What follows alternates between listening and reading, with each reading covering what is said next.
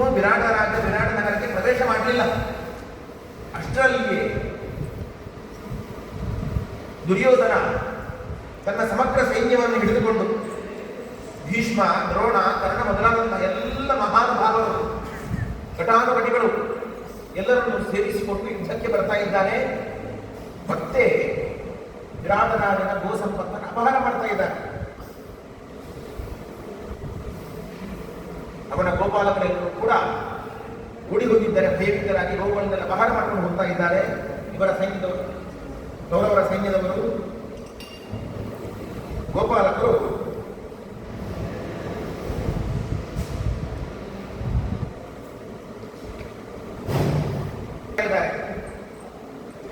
ಅರಮನೆಯಲ್ಲಿ ವಿರಾಟ ರಾಜ ಇಲ್ಲ. ವಿರಾಟ ರಾಜನ ಮಗನಾದಂತಹ ಭೂಮಿಂಜಯ ಅಂತ ಅವನ ಹೆಸರು. ಅವನಿಗೆ ಉತ್ತರ ಅಂತ ಹೆಸರು, ಅವನಿಗೆ ಪ್ರಸಿದ್ಧ ಹೆಸರು ಉತ್ತರ.